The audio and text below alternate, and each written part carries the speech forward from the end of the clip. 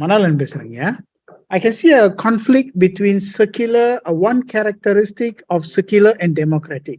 Secular is something to do with, we can say one of the character does not take decision under religious influence. When you go to democracy, it says that religious may be considered as part of decision making.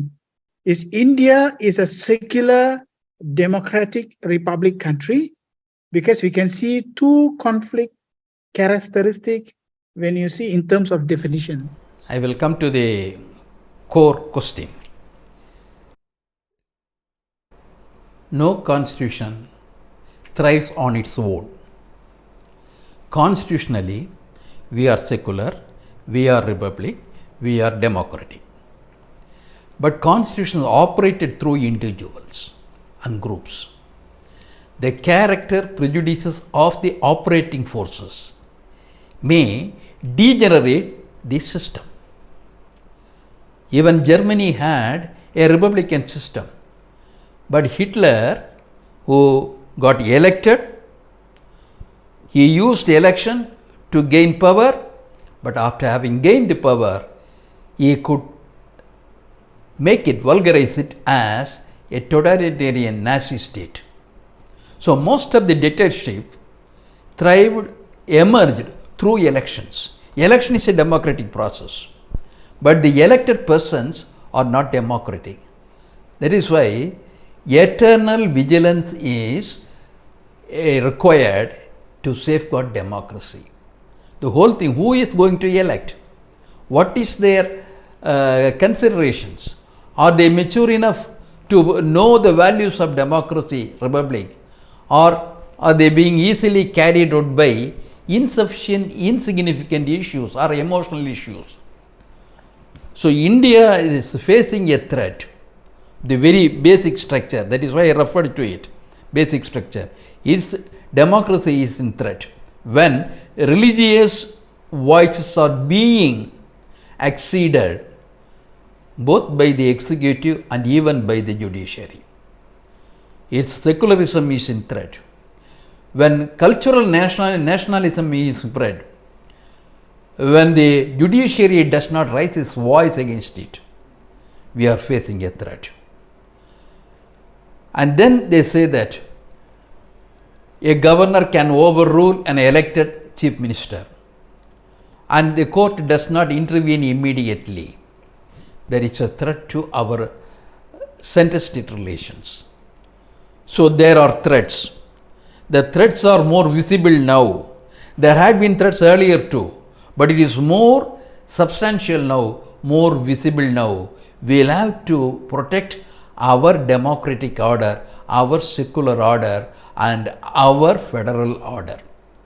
So all the purpose is that on a Republican day, we must become aware of the need to strengthen the democratic republican system of India. That is why I just indicated that our system, our constitution is all right. But while operating the constitution, the people who are operating the system sometimes fail us, sometimes degenerate us, sometimes even dismantle the whole system. So we should be conscious. The real protectors of the constitution are the people and not a political leader or not a judicial leader. Unless we are vigilant, others will overtake us. That is my point. For example, when the judiciary Babri Masjid was demolished, the verdict recognized that it was an encroachment. The mosque was encroached by external elements. It should not have been demolished. Everything said, but awarded the land to those who destroyed the structure. We felt a pity sometimes. The judicial verdicts are not based on the constitutional spirit, but based on other consideration. So there has to be adequate academic expressions against insufficient or suspicious verdict by even judiciary. Thank you, Professor. My second question is that from the bottom of your heart, Do you think the democracy republic system may able to safeguard the minorities? Who and what might safeguard them? What else will safeguard the minority? Of all the available systems, if democracy cannot safeguard the minorities, which system will safeguard the minorities? Of all the available systems, democracy is the only system which is a better guarantor for the minority interest. Because every democratic constitution has classes for protection of minority interest. Our own constitution has it. Minority interest. Minorities cannot be discriminated. And there are special classes to protect minority interest. Can you find such minority classes in a fascist constitution, in a totalitarian constitution, or in a monarchical constitution? It is not possible.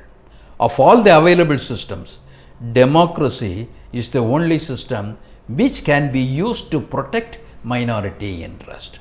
Unless they are organized, they will lose it. உன் கடவுளை விட உன் சாஸ்திரத்தை விட உன் முன்னோரை விட உன் வெங்காயம் விளக்கமாத்தை விட உன் அறிவு பெருசு அதை சிந்தி